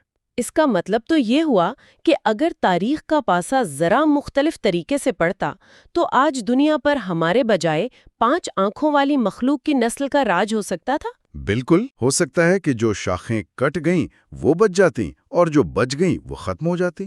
تو والکاٹ کے منظم، پریڈکٹیبل اور ترقی کے منازل طے کرتی ہوئی دنیا سے ہم وٹنگٹن اور ان کی ٹیم کی دریافت کردہ ایک غیر متوقع، بے ترتیب اور اتفاقات سے بھری دنیا میں آ پہنچے ہیں۔ جی، برجس شیل ہمیں بتاتا ہے کہ زندگی کی تاریخ کوئی سیدھی لکیر نہیں، بلکہ ایک شاخ در شاخ جھاڑی ہے جسے معدومیت کی کینچی نے بے رحمی سے کاٹا ہے۔ یہ دریافتیں تو ارتقاء میں ترقی اور پیشین گوئی کے تصورات کو گہرائی سے چیلنج کرتی ہیں۔ بالکل، یہ ہمیں بتاتی ہیں کہ ہماری اپنی موجودگی یا کسی بھی جدید جاندار کی موجودگی کوئی طے شدہ نتیجہ نہیں تھا، یہ تاریخ کے ان گنت اتفاقات کا نتیجہ ہے۔ تو اگر تاریخ کی ٹیپ کو دوبارہ چلایا جائے تو نتیجہ وہی نہیں نکلے گا؟ اس بات کا کوئی امکان نہیں۔ شاید بالکل مختلف مخلوقات بچ جاتی اور دنیا آج بالکل مختلف ہوتی۔ اگلے حصے میں ہم چارلز والکاٹ کے نظریات اور تاریخ کے سائنسی مفہوم پر بات کریں گے۔ آج ہم اپنی گفتگو کے چوتھے حصے میں ہیں، اور آج کا موضوع وہ ایک شخص اور ایک بہت بڑے راز کے گرد گھومتا ہے۔ جی، وہ شخص ہیں چارلز ڈولٹل والکاٹ۔ اپنے وقت میں امریکہ کے شاید سب سے بڑے ماہر ریکارڈیات تھے، اور انہوں نے ہی 1909 میں برجس شیل کے وہ حیرت انگیز فاسلز دریافت کیے جن پر ہم بات کرتے آ رہے ہیں۔ بالکل۔ تو پھر راز کیا ہے؟ راز یہ ہے کہ ایک اتنا ذہین، اتنا تجربہ کار سائنسدان اپنی زندگی کی سب سے بڑی دریافت کو اتنی بری طرح غلط کیسے سمجھ سکتا ہے؟ یہ ایک بہت بڑا سائنسی معمہ ہے۔ اور دیکھیں، یہ صرف ایک شخص کی غلطی کا قصہ نہیں ہے، یہ اس سے کہیں زیادہ گہرا ہے۔ یہ اس بات کی کہانی ہے کہ سائنس کیسے کام کرتی ہے، ہمارے اپنے نظریات، ہمارے تعصبات کیسے ثبوتوں پر پردہ ڈال دیتے ہیں۔ جی بالکل۔ والکاٹ نے برجس شیل کی ہر عجیب و غریب مخلوق کو زبردستی ان گروہوں میں فٹ کرنے کی کوشش کی جو پہلے سے موجود تھے۔ گولڈ نے اس عمل کو ایک بڑا دلچسپ نام دیا ہے، شو ہورننگ۔ شو ہورننگ؟ یہ کوئی تکنیکی اصطلاح تو نہیں لگتی؟ نہیں، بالکل نہیں۔ اس کا مطلب ہے زبردستی کسی چیز کو وہاں ٹھونسنا جہاں وہ فٹ نہ ہوتی ہو، جیسے آپ ایک بڑا جوتا ایک چھوٹے ڈبے میں ڈالنے کی کوشش کریں۔ اچھا۔ والکاٹ کے پاس یہ ناقابل یقین عجیب فاسلز تھے، لیکن ان کے ذہن میں پہلے سے ہی کیڑے، کرسٹیشنز، ان سب کے ڈبے بنے ہوئے تھے، تو انہوں نے ہر نئے جانور کو انہی پرانے ڈبوں میں ڈال دیا۔ تو آئیے والکاٹ کے بارے میں تھوڑی بات کرتے ہیں۔ وہ کون تھے؟ مطلب کوئی عام سائنسدان تو نہیں تھے، ہے نا؟ نہیں، یہی تو اس کہانی کا سب سے دلچسپ پہلو ہے۔ وہ کوئی عام سائنسدان ہرگز نہیں تھے۔ وہ اپنے دور کے، آپ کہہ سکتی ہیں، سائنس کے بادشاہ تھے۔ اچھا۔ اسمتھسونین انسٹیٹیوشن کے secretary, U S geological survey کے ڈائریکٹر، صدر کے مشیر۔ وہ ایک ایسی شخصیت تھے جن سے اتنی بڑی غلطی کی توقع ہی نہیں کی جا سکتی تھی۔ اور اسی لیے یہ معاملہ اتنا اہم ہے۔ جی، وہ ایک بہترین منتظم تھے، ادارے چلا سکتے تھے، لیکن وہ کوئی انقلابی مفکر نہیں تھے۔ ان کا ذہن روایتی اور قدامت پسند تھا۔ اور یہی اعتراض اس کہانی کو اتنا دلچسپ بناتا ہے۔ ایک شخص جو تفصیلات کا ماہر ہو، وہ اپنے سامنے موجود اتنے بڑے ثبوت کو کیسے نظر انداز کر سکتا تھا؟ گولڈ کے مطابق اس کی دو بڑی وجوہات تھیں۔ جی، ایک بہت ہی عملی اور دوسری گہری نظریاتی۔ ٹھیک ہے، تو آئیے اس عملی وجہ سے شروع کرتے ہیں، جو حیرت انگیز طور پر بہت عام سی ہے: وقت کی کمی۔ جی، یہ سن کر تھوڑا عجیب لگتا ہے، لیکن جب ہم والکوٹ کی زندگی کو دیکھتے ہیں تو یہ بات سمجھ آتی ہے۔ 1909 کے بعد وہ ایک سائنسدان سے زیادہ ایک ایڈمنسٹریٹر بن چکے تھے۔ مطلب میٹنگز، بجٹ، فنڈ ریزنگ۔ بالکل، ان کی ذاتی ڈائریاں اور خطوط یہی بتاتے ہیں۔ ان کی زندگی انتظامی ذمہ داریوں، پھر کچھ خاندانی سانحات اور کاروباری سرمایہ کاری میں گھری ہوئی تھی۔ یعنی ان کے پاس وہ ذہنی سکون اور وقت ہی نہیں تھا جو ایسی انقلابی دریافت پر غور و فکر کے لیے چاہیے ہوتا ہے۔ درست، سائنسی دریافت صرف فوسل کو چٹان سے نکالنا نہیں ہوتا، اس پر مہینوں، سالوں تک سوچنا ہوتا ہے، اسے بار بار دیکھنا ہوتا ہے۔ اور والکوٹ ہمیشہ یہی سوچتے رہے کہ وہ جلد ہی ان پر کام کریں گے۔ لیکن وہ جلد کبھی نہیں آیا۔ انہیں وہ گہرائی سے مطالعہ کرنے کا موقع ہی نہیں ملا جو ان مخلوقات کا حق تھا۔ یہ ایک بہت انسانی کہانی ہے نا؟ جی بالکل، لیکن یہ تو آدھی کہانی ہے۔ دوسری وجہ جو آپ نے کہا نظریاتی تھی، وہ زیادہ گہری اور شاید زیادہ اہم بھی ہے۔ والکوٹ کا زندگی کے بارے میں ایک خاص نظریہ تھا۔ جی، اور یہ وکٹورین دور کی سوچ تھی۔ والکوٹ ڈارون کے نظریہ ارتقاء کو مانتے تھے، لیکن ان کے ذہن میں ارتقاء کا تصور ایک سیدھی لکیر جیسا تھا، ایک سیڑھی کی طرح، جس میں زندگی ہمیشہ سادہ سے پیچیدہ اور کمتر سے بہتر کی طرف بڑھ رہی تھی۔ اور اس سیڑھی کی سب سے اونچی منزل پر ظاہر ہے انسان تھا۔ یہ ترقی کا ایک ناگزیر سفر تھا۔ گولڈ نے والکوٹ کی ایک غیر مطبوعہ تقریر کا حوالہ بھی دیا ہے، جو اس سوچ کو بالکل واضح کر دیتی ہے۔ جی، اس میں وہ بیان کرتے ہیں کہ کیسے پہلے سمندر پر سیفلوپوڈز کی حکمرانی تھی، پھر ان سے بہتر مچھلیاں آئیں، پھر رینگنے والے جانور، پھر ممالیہ، اور آخر میں اس سلسلے کے عروج پر انسان۔ اور دلچسپ بات یہ ہے کہ وہ اسی تقریر میں حیاتیاتی ارتقاء کے بعد انسانی ٹیکنالوجی کی ترقی کو بھی جوڑ دیتے ہیں، نیزے سے بندوق، پھر ریلوے۔ بالکل، ان کے لیے یہ سب ایک ہی عظیم، مسلسل اور قابل پیشگوئی ترقی کا حصہ تھا۔ فطرت کا قانون ہی یہی تھا کہ چیزیں ہمیشہ بہتر ہوتی جائیں گی۔ اس ذہنیت کے ساتھ تو برجے شیل کے جانوروں کو سمجھنا ناممکن ہو جاتا ہے، اگر آپ پہلے سے یہ مان کر بیٹھیں کہ تاریخ ایک سیدھی لکیر ہے تو آپ ان عجیب و غریب مخلوقات کو صرف ایک ہی طریقے سے دیکھ سکتے ہیں، بعد میں آنے والے بہتر جانوروں کے قدیم اور سادہ آباء و اجداد کے طور پر۔ ان کے لیے سوچنا ہی ناممکن تھا کہ کیمبرین دور میں زندگی کا تنوع، یعنی بنیادی جسمانی ڈیزائنز، آج سے زیادہ ہو سکتے تھے۔ جی، یہ خیال کہ تاریخ میں تنوع شروع میں زیادہ سے زیادہ تھا اور وقت کے ساتھ ساتھ کم ہوتا گیا، ان کے پورے عالمی نظریے کے خلاف تھا، ناقابل فہم تھا۔ اور اس ترقی پسند سوچ کو ایک خاص ذہنی تصویر، ایک آئیکن سے بھی تقویت ملتی تھی، جس سے گولڈ تنوع کا بڑھتا ہوا مخروط کہتے ہیں۔ یہ کیا چیز ہے؟ یہ ایک بہت ہی طاقتور ذہنی تصویر ہے۔ آپ سوچیں کہ زندگی ایک درخت کے تنے کی طرح ایک نقطے سے شروع ہوتی ہے اور وقت کے ساتھ ساتھ اس کی شاخیں اوپر اور باہر کی طرف پھیلتی جاتی ہیں، ایک الٹے کرسمس ٹری کی طرح۔ بالکل۔ نتیجہ ایک بھرا ہوا چوڑا درخت ہوتا ہے جس کا سب سے چوڑا حصہ اوپر یعنی آج کے دور میں ہوتا ہے۔ یہ نظریہ کہتا ہے کہ تنوع ہمیشہ وقت کے ساتھ بڑھتا ہے۔ اور یہ تصویر ہماری کتابوں میں بھی عام ہے، ارنسٹ ہیکل کے بنائے ہوئے مشہور ارتقائی درخت۔ جی، اور والکوٹ اس تصویر کے گہرے اثر میں تھے۔ گولڈ ایک بہترین مثال دیتے ہیں۔ والکوٹ نے خود برجس آرتھروپوڈز کا ایک خاکہ بنایا جو واضح طور پر اسی مخروطی ماڈل کی پیروی کرتا ہے۔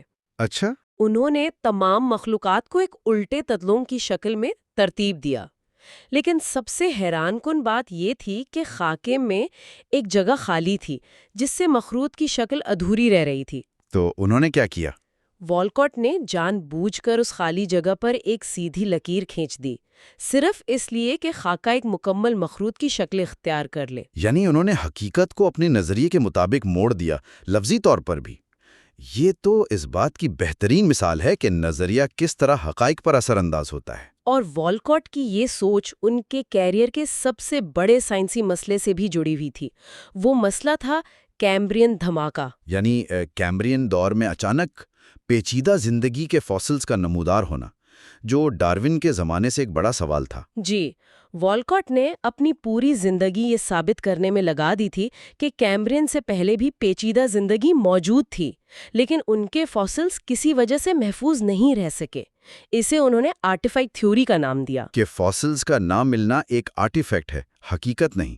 بالکل، اور اس نظریے کو سہارا دینے کے لیے انہیں یہ ثابت کرنا تھا کہ زندگی کی تاریخ میں بنیادی جسمانی ڈیزائن مستحکم رہے ہیں۔ اچھا، میں سمجھا۔ اگر برجس شیل میں اچانک درجنوں نئے اور عجیب و غریب ڈیزائن نظر آتے تو اس سے کیمبرین دھماکے کا مسئلہ اور بھی سنگین ہو جاتا۔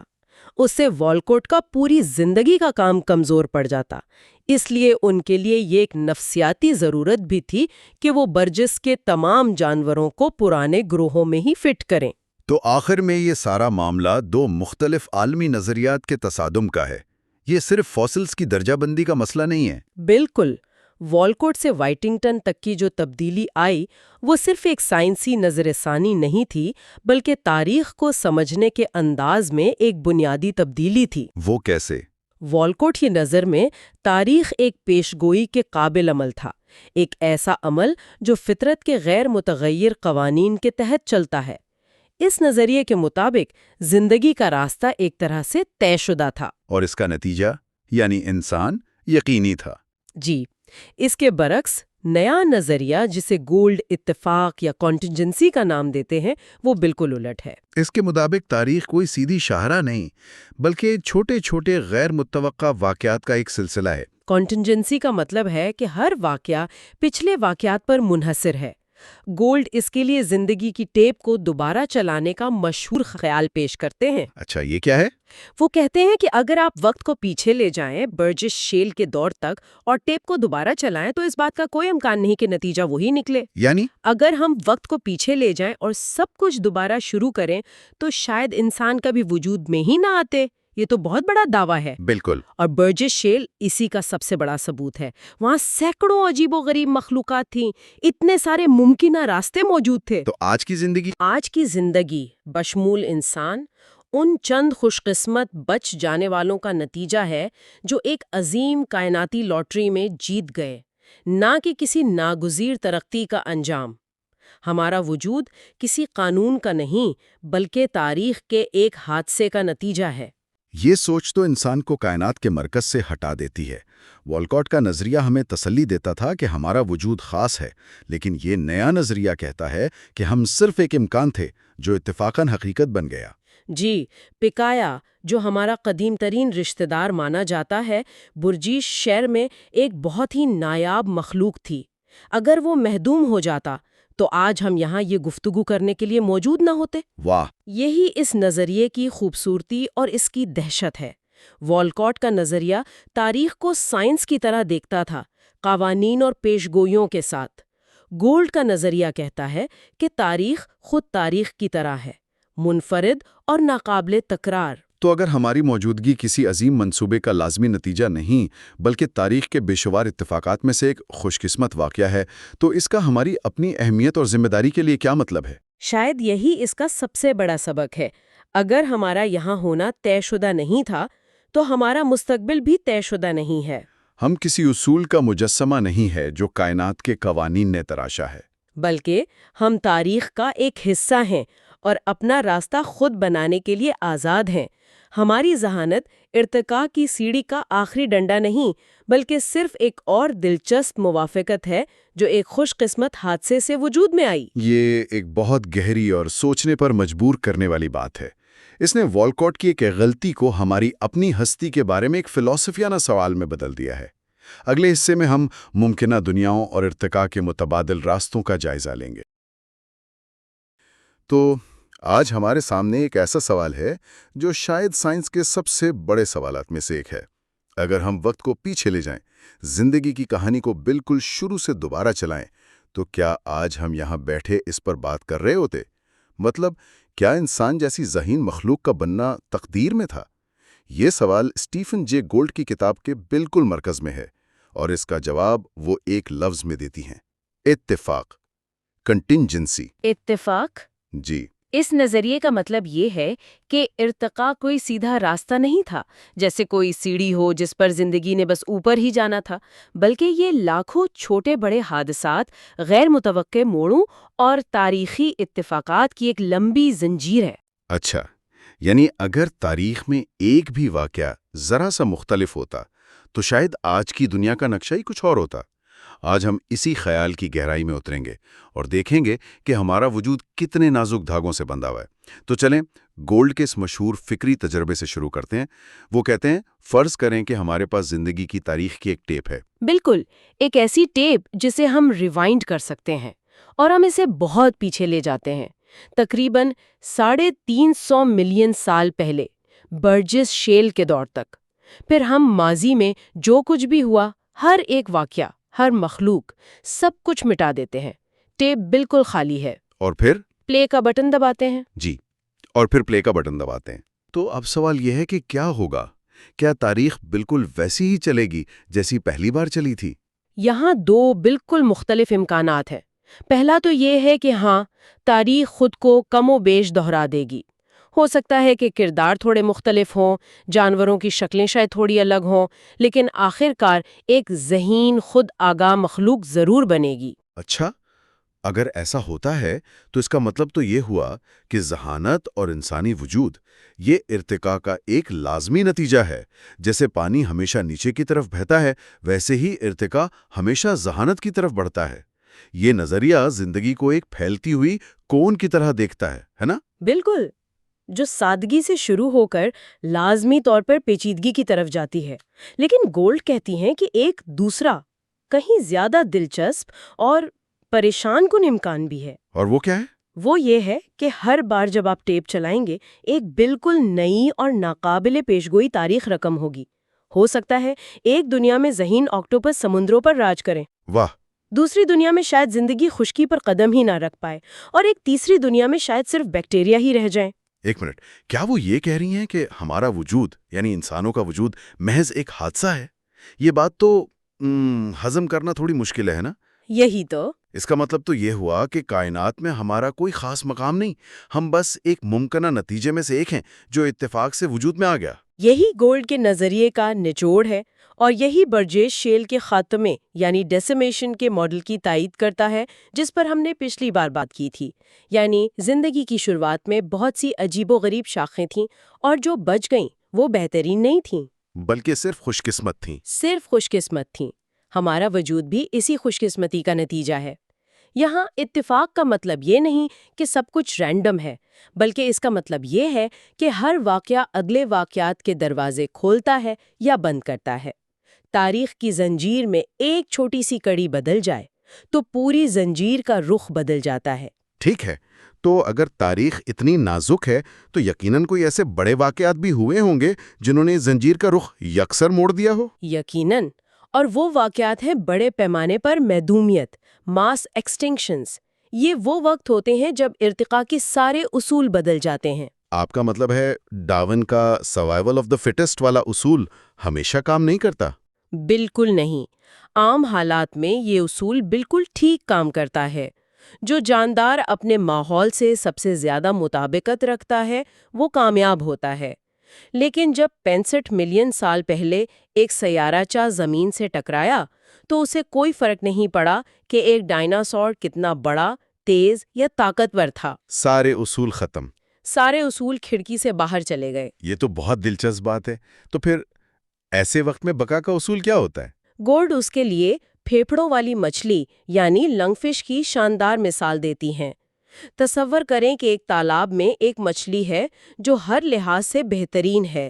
وہ سب سے تیز تیرتی ہے، بہترین شکار کرتی ہے، اپنے ماحول میں مکمل طور پر کامیاب ہے۔ یعنی وہ فٹسٹ ہے۔ بالکل۔ لیکن اسی تالاب میں ایک اور مچھلی بھی ہے جو تھوڑی عجیب ہے۔ وہ اتنی اچھی تیراک نہیں، لیکن اس کے پاس اتفاق سے ایک ایسی خصوصیت ہے جو عام حالات میں زیادہ کارآمد نہیں۔ اس کے پاس پھیپھڑے ہیں۔ پھیپڑے مچھلی کے پاس؟ جی، اب فرض کریں کہ شدید خشک سالی ہوتی ہے اور وہ تالاب سوکھ جاتا ہے۔ تو وہ بہترین فٹسٹ مچھلی تو مر جائے گی۔ وہ مر جائے گی کیونکہ اس کی تمام خوبیاں پانی کے لیے تھیں، لیکن وہ عجیب مچھلی اپنے پھیپھڑوں کی بدولت شاید کیچڑ میں زندہ رہ جائے یا ایک تالاب سے دوسرے تک رینگ کر پہنچ جائے۔ اس کی بقا اس کی برتری کی وجہ سے نہیں ہوئی، بلکہ صرف اس لیے کہ اس کے پاس صحیح وقت پر صحیح چیز تھی، خوش قسمتی سے۔ بالکل، صرف خوش قسمتی سے۔ تو اس کا مطلب ہے کہ سروائیول آف دا فٹسٹ کا مشہور اصول صرف اچھے وقتوں کے لیے ہے۔ جب کوئی بڑی آفت آتی ہے تو یہ سروائیول آف دا لکیسٹ بن جاتا ہے۔ یہ تو ارتقاء کو دیکھنے کا پورا نظریہ ہی بدل دیتا ہے۔ یہی گولڈ کا مرکزی نقطہ ہے، بقا ایک لاٹری بن جاتی ہے، اور اسی منطق کی بنیاد پر گولڈ ہمیں کچھ ایسی ممکنہ دنیاؤں کی سیر کرواتی ہیں جو وجود میں آ سکتی تھیں اگر تاریخ کی لاٹری کا کوئی ایک بھی نمبر مختلف نکلتا۔ یہ سننے میں بہت دلچسپ لگ رہا ہے۔ کون سی ہیں وہ ممکنہ دنیایں؟ پہلی دنیا تو سب سے بنیادی اور شاید سب سے زیادہ خوفناک ہے، ایک ایسی دنیا جہاں صرف خوردبینی جاندار ہوں، یعنی بیکٹیریا اور آرکیا۔ ہمیں یہ یاد رکھنا چاہیے کہ زمین پر زندگی تقریباً 2.5 ارب سال تک صرف انہی سادہ خلیات پر مشتمل رہی۔ 2.5 ارب سال؟ جی، پیچیدہ خلیات کا بننا یعنی یوکیریوٹس کا ارتقاء کوئی گارنٹی نہیں تھا۔ کمال ہے، یعنی اربوں سال تک زمین پر کچھ بھی بڑا نہیں ہوا۔ یہ سوچنا ہی عجیب ہے کہ یہ پہلا قدم ہی اگر نہ اٹھایا جاتا تو آگے کی پوری کہانی ہی نہ ہوتی۔ بالکل۔ اب دوسری ممکنہ دنیا کا تصور کریں۔ یہ کیمبرین دور سے بھی پہلے کی بات ہے۔ اس وقت زمین پر پہلے کثیر الخلوی جاندار رہتے تھے جنہیں ایڈیاکارا فونا کہا جاتا تھا۔ یہ بہت عجیب و غریب مخلوقات تھیں، لحاف جیسی، پائپ جیسی، اور ان کا ہمارے کسی بھی جانور سے کوئی تعلق نہیں تھا۔ وہ ارتقاء کا ایک بالکل الگ تجربہ تھے۔ اور وہ تجربہ ناکام ہو گیا۔ وہ ناکام ہو گیا، لیکن اگر وہ کامیاب ہو جاتے اور کیمبرین دور کے جاندار یعنی ہمارے آباء و اجداد ناکام ہو جاتے تو آج زمین پر جو زندگی ہوتی اس کا حیاتیاتی ڈھانچہ ہماری سمجھ سے بالکل باہر ہوتا۔ شاید کوئی ہڈی نہ ہوتی، کوئی خون نہ ہوتا، کوئی دماغ نہ ہوتا، ایک بالکل اجنبی دنیا۔ پھر برجیس شیل کی اپنی لاٹری بھی ہے۔ ہم نے ان عجیب و غریب مخلوقات کی بات کی تھی، وہ 5 آنکھوں والا اوپابینیا، وہ کانٹوں سے بھرا ہوا ویویکسیا، یہ کسی سائنس فکشن فلم کے کردار لگتے ہیں۔ اور وہ سب ہمارے آباء و اجداد کے ساتھ بقا کی دوڑ میں شامل تھے۔ اگر اس دور کے خاتمے کے بعد اوپابینیا بچ جاتا اور ہمارا ننھا سا جد امجد پکائیا ختم ہو جاتا تو آج زمین پر ریڑھ کی ہڈی والے جانور ہی نہ ہوتے۔ مطلب کوئی مچھلی نہیں، کوئی ممالیہ نہیں، کوئی پرندہ نہیں، کوئی انسان نہیں، کچھ بھی نہیں۔ یہ سوچنا ہی عجیب ہے کہ دنیا کیسی ہوتے اگر اوپابینیا لاٹری جیت جاتا۔ اچھا، آگے کیا ہے؟ ایک اور امکان یہ تھا کہ زندگی کبھی خشکی پر آتی ہی نہیں، سمندر میں زندگی پھلتی پھولتی رہتی، لیکن زمین ایک خاموش ہری بھری سلطنت ہوتی جس پر صرف پودے اور شاید کچھ کیڑے مکوڑے ہوتے۔ لیکن مچھلیاں خشکی پر کیوں نہ آتیں؟ یہ تو ارتقاء کا ایک بڑا قدم سمجھا جاتا ہے۔ اسے بھی لازمی نہ سمجھیں۔ زیادہ تر مچھلیوں کے پر یا فنز اتنے کمزور تھے کہ وہ زمین پر جسم کا بوجھ اٹھا ہی نہیں سکتے تھے۔ صرف مچھلیوں کا ایک چھوٹا سا گروہ تھا، ریپیڈسٹینز، جن کے پروں میں اتفاقاً ہڈیوں کا ایک ایسا مضبوط ڈھانچہ موجود تھا جو بعد میں ٹانگوں میں تبدیل ہو سکتا تھا۔ صرف ایک چھوٹا سا گروہ؟ جی، اگر وہ چھوٹا سا گروہ کسی بیماری، کسی شکاری یا کسی ماحولیاتی تبدیلی کی وجہ سے ختم ہو جاتا تو بس خشکی پر ریڑھ کی ہڈی والوں کا کھیل ختم۔ ناقابل یقین! یعنی آج زمین پر کوئی پرندہ، کوئی جانور، کوئی انسان نہ ہوتا صرف اس لیے کہ مچھلیوں کے ایک چھوٹے سے گروہ کو زکام ہو گیا تھا۔ تاریخ واقعی بہت نازک ہے۔ بالکل۔ اور فرض کریں کہ جانور خشکی پر آ بھی گئے اور ممالیہ جانور ارتقاء پذیر بھی ہو گئے، تب بھی ان کی بادشاہت یقینی نہیں تھی۔ ڈائناسورز کے خاتمے کے بعد ایک خلا پیدا ہوا، اور اس خلا کو پر کرنے کے لیے صرف ممالیہ جانور ہی نہیں تھے۔ تو اور کون تھا مقابلے میں؟ پرندے، لیکن عام پرندے نہیں۔ ہم بات کر رہے ہیں ڈائٹریما جیسے دیو ہیکل نہ اڑنے والے شکاری پرندوں کی۔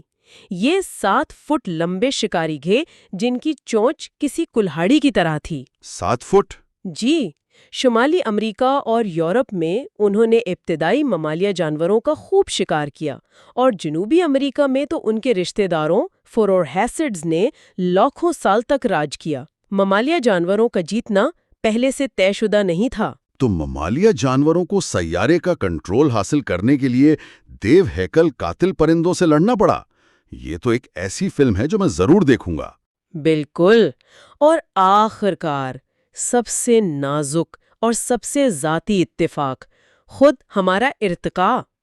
ہم یہ سوچنا پسند کرتے ہیں کہ انسانی ارتقاء ایک عالمی رجحان تھا، ایک عظیم مارچ جو پوری دنیا میں ہو رہا تھا۔ حقیقت اس سے بہت مختلف ہے۔ ہومو سیپینز افریقہ میں ایک بہت چھوٹی مقامی آبادی کے طور پر نمودار ہوئے۔ اور ہم اکیلے نہیں تھے، دوسری انسانی انواع بھی تھیں، جیسے نینڈرتھال۔ یقیناً، اور نینڈرتھال ہم سے زیادہ ٹھنڈے موسم کے عادی تھے اور شاید جسمانی طور پر زیادہ مضبوط بھی، لیکن وہ محدوم ہو گئے اور ہم بچ گئے۔ کیوں؟ اس پر بحث جاری ہے، لیکن یہ بات یقینی ہے کہ ہماری بقا کی کوئی گارنٹی نہیں تھی۔ ہماری اپنی نسل کا وجود بھی ایک انتہائی نازک اور اتفاقی واقعہ ہے۔ جب میں ان تمام ممکنہ دنیاؤں کے بارے میں سنتا ہوں تو ایک ہی بات ذہن میں آتی ہے۔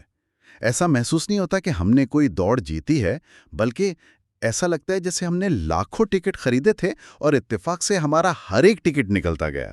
یہی اس کتاب کا سب سے گہرا سبق ہے۔ زندگی کی تاریخ سادہ خلیے سے لے کر خود ہماری نسل تک ایسے ہزاروں فیصلہ کن موڑوں سے بھری پڑی ہے جہاں نتیجہ کچھ بھی ہو سکتا تھا۔ ہمارا یہاں ہونا کوئی کائناتی تقدیر نہیں، بلکہ تاریخ کے رحم و کرم پر ملنے والا ایک ناقابل یقین تحفہ ہے۔ اس سب کے بعد ایک آخری سوال ذہن میں آتا ہے۔ کیا برجس شیل کے اس عظیم ڈرامے میں، اس لاٹری میں، کوئی ایک ایسا جاندار تھا جس کا بچ جانا باقی سب سے زیادہ اہم تھا؟ ہمارے وجود کے لیے سب سے فیصلہ کن اتفاق کون سا تھا؟ یہی وہ سوال ہے جو ہمیں اس کہانی کے اگلے اور آخری حصے کی طرف لے جاتا ہے۔ وہ کون سی مخلوق تھی جس کی بقا نے ریڑھ کی ہڈی والے جانوروں اور بالآخر انسانوں کا راستہ کھولا؟ اسی سوال کا جواب انسانی ارتقاء کی کہانی کو برجس شیل کی حیرت انگیز دنیا سے جوڑتا ہے۔ آخری حصے میں ہم پائکیا، ختمی نتائج اور کتاب کے مرکزی پیغام کو سمیٹیں گے۔ بایوپلس میں خوش آمدید۔ سائنس کی کہانی کے آخری باب میں چینل کو سبسکرائب کرنا نہ بھولیے گا۔ آج ہم اسٹیفن جے گولڈ کی کتاب ونڈرفل لائف پر اپنی گفتگو کے آخری مرحلے میں ہیں۔ یہ چھٹا حصہ ہے۔ آج ہم کتاب کے مرکزی پیغام اور ایک ایسے جاندار پر بات کریں گے جسے آخر تک کے لیے بچا کر رکھا گیا تھا، پیکائیا۔ پچھلی اقساط میں ہم نے دیکھا کہ برجس شیل کے فوسلز کی دوبارہ تشریح نے زندگی کی تاریخ کے بارے میں ہمارے روایتی نظریات کو کیسے چیلنج کیا۔ آئیے اس کے حتمی نتیجے کا جائزہ لیتے ہیں۔ جی، اور یہ واقعی ایک انقلابی نتیجہ ہے۔ گولڈ کا جو بنیادی استدلال ہے نا، وہ یہ ہے کہ برجس شیل کا مطالعہ ہمارے ارتقاء کے سب سے پرانے تصور کو سڑ کے بل کھڑا کر دیتا ہے۔ اچھا، آپ اس مشہور تصویر کی بات کریے جو ہم سب نے سائنس کی کتابوں میں دیکھی ہے، وہ جس میں زندگی ایک نقطے سے شروع ہوتی ہے اور پھر ایک درخت کی طرح پھیلتی جاتی ہے۔ بالکل، جسے بڑھتے ہوئے تنوع کا کون کہتے ہیں۔ صحیح۔ یہ خیال ہمارے ذہنوں میں بٹھا دیا گیا ہے کہ زندگی سادہ تھی اور وقت کے ساتھ ساتھ پیچیدہ اور متنوع ہوتی گئی، لیکن گولڈ کہتے ہیں کہ برجس شیل اس کہانی کو مکمل طور پر الٹ دیتا ہے۔ الٹ دیتا ہے؟ کس طرح؟ وہ ایک الٹے کون کی بات کرتے ہیں۔ ایک منٹ، الٹا کون؟ یعنی شروع میں زیادہ تنوع اور بعد میں کم؟ یہ تو بالکل الٹی بات لگ رہی ہے۔ جی، ایسا ہی ہے۔ یہاں ہمیں دو تصورات میں فرق کرنا ہوگا۔ ایک ہے تنوع یعنی اسپیشیز کی تعداد، اور دوسرا ہے تفاوت یعنی جسمانی ساخت یا ایناٹومیکل ڈیزائنز کی تعداد۔ اچھا۔ آج دنیا میں انواع شاید تاریخ میں سب سے زیادہ ہیں، لیکن وہ سب چند مٹھی بھر بنیادی جسمانی منصوبوں پر مبنی ہیں۔ کوئی مثال دے کر سمجھائیں گی؟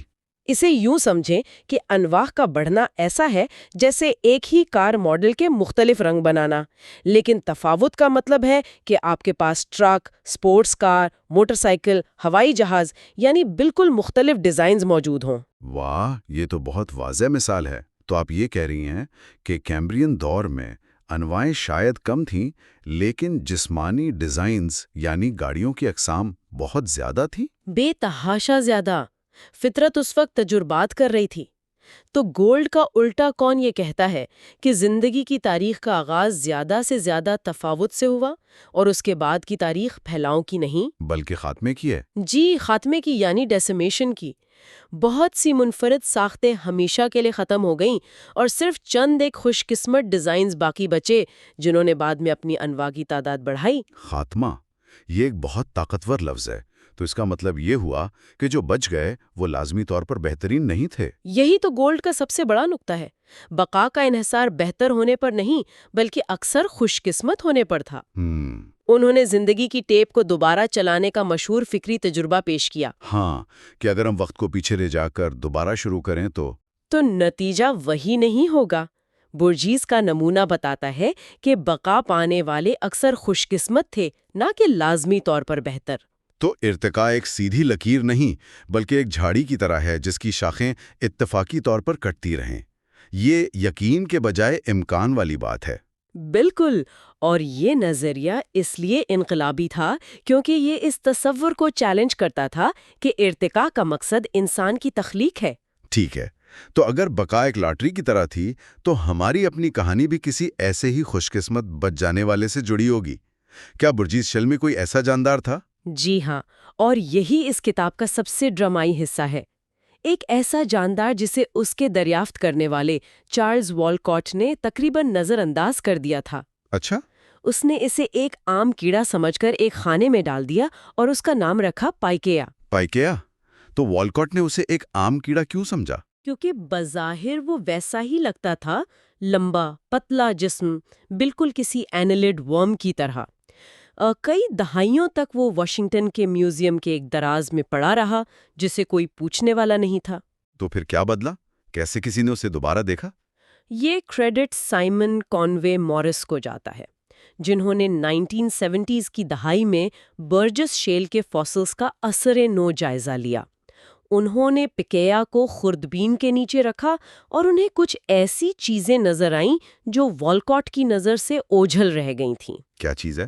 پہلی چیز تھی پٹھوں کی ایک مخصوص زگ زیگ ساخت جسے مائوٹومز کہتے ہیں۔ یہ ساخت کیڑوں میں نہیں ہوتی۔ لیکن یہ کارڈیٹس کی پہچان ہے نا؟ ہمارا اپنا فائلم۔ بالکل، لیکن یہ صرف شروعات تھی۔ کانوے موریس کو ایک اور اس سے بھی زیادہ اہم چیز ملی۔ فاسل کے اندر اس کی پشت کے ساتھ ساتھ ایک پتلی گہری لکیر نظر آ رہی تھی۔ اور وہ کیا تھی؟ وہ ایک نوٹوکارڈ تھا۔ نوٹوکارڈ، یہ لفظ میں نے بائیولوجی میں سنا ہے۔ یہ کیا چیز ہے اور اتنی اہم کیوں ہے؟ یہ وہ بنیادی ڈھانچہ تھا جس نے ابتدائی کارڈیٹس کو سہارا دیا، اس سے پہلے کہ مکمل ریڑھ کی ہڈی وجود میں آئے۔ آج بھی تمام ورٹیبریٹس کی نشوونما کے ابتدائی مراحل میں نوٹوکارڈ بنتا ہے جو بعد میں ریڑھ کی ہڈی میں تبدیل ہو جاتا ہے۔ تو پائکیا میں اس کی موجودگی کا مطلب؟ اس کا مطلب تھا کہ یہ ایک دھماکہ خیز انکشاف تھا۔ ایک منٹ، تو آپ یہ کہہ رہی ہیں کہ یہ چھوٹا سا غیر اہم کیڑا جسے تقریباً 80 سال تک نظر انداز کیا جاتا رہا، دراصل دنیا کا پہلا معلوم کارڈیٹ تھا؟ یہ ہمارا سب سے قدیم معلوم رشتہ دار ہے۔ بالکل، یہ ایک بہت بڑی دریافت تھی۔ پیلینٹولوجی کی دنیا میں ایک ہنگامہ برپا ہو گیا تھا۔ میں تصور کر سکتا ہوں، لیکن اس دریافت کا زندگی کی ٹیپ دوبارہ چلانے والے نظریے سے کیا تعلق بنتا ہے؟ تعلق بہت گہرا ہے۔ والکوٹ کے جمع کردہ ہزاروں فاسلز میں سے پکائیا کے صرف چند درجن نمونے ملے تھے۔ یعنی وہ بہت نایاب تھا، انتہائی نایاب۔ اس کا مطلب یہ ہے کہ ہمارا فائلم کارڈاٹا، جس میں مچھلیاں، ڈائناسور، پرندے اور خود ہم انسان شامل ہیں، زندگی کے اس ابتدائی دور میں کوئی بڑی کامیابی کی کہانی نہیں تھا۔ ہم ایک معمولی اور اقلیتی گروہ تھے۔ تو ہم جیتنے والی ٹیم نہیں تھے، ہم تو بس بمشکل کھیل میں شامل تھے۔ بمشکل۔ اس وقت کے سمندروں پر اینومولوکیرس جیسے دیو ہیکل شکاریوں یا اوپابینیا جیسی مخلوق کا راج تھا۔ ان کے مقابلے میں پکایا ایک کمزور چھوٹی سی مخلوق تھی، اور سب سے اہم بات یہ ہے کہ یہ اس عظیم خاتمے کے دوران بچ گیا جبکہ بہت سے دوسرے بظاہر زیادہ کامیاب گروہ صفحہ ہستی سے مٹ گئے۔ یہ بات تو ذہن کو سکن کر دیتی ہے۔ اگر پیکایا، ہمارا یہ قدیم رشتہ دار، اس خاتمے میں ختم ہو جاتا تو شاید ریڑھ کی ہڈی والے جانوروں کا ارتقاء کبھی ہوتا ہی نہیں، نہ مچھلیاں، نہ ڈائناسور۔ اور نہ ہی انسانی شعور کا وجود۔ ہماری تہذیب، آرٹ، سائنس، سب کچھ اس ایک نازک دھاگے سے لٹکا ہوا تھا کہ 530 ملین سال پہلے ایک چھوٹا سا غیر اہم جاندار محض قسمت سے بچ گیا۔ تو اسٹیفن جے گولڈ کا ختمی پیغام یہی ہے کہ ہمارا وجود ارتقاء کا کوئی لازمی نتیجہ نہیں، بلکہ تاریخ کے ان گنت اتفاقات کا ایک انتہائی غیر متوقع نتیجہ ہے۔ جی، یہی ونڈرفل لائف کا مرکزی پیغام ہے۔ ہمارا وجود کسی عظیم منصوبے کا حصہ نہیں، بلکہ ایک غیر متوقع تاریخی حادثہ ہے۔ ہم ایک خوش قسمت شاخ پر موجود ایک چھوٹی سی ٹہنی ہے جس کا وجود پائکیڈیا کی بقا پر منحصر تھا۔ یعنی سائنس کے پاس اس سوال کا کہ انسان کیوں ہے، سب سے بڑا جواب یہی ہے کہ کیونکہ پائکیڈیا بچ گیا تھا۔ جی، یہ کائنات کے ہمارے بارے میں لا تعلق ہونے کا ایک گہرا سبق ہے۔ لیکن کیا یہ نظریہ تھوڑا مایوس کن نہیں؟ کچھ ماہرین تو یہ بھی کہتے ہیں کہ ارتقاء میں کچھ رجحانات ہوتے ہیں، جیسے ذہانت کی طرف۔ یہ ایک اہم نکتہ ہے اور گولڈ کے کام پر یہ تنقید بھی کی گئی ہے۔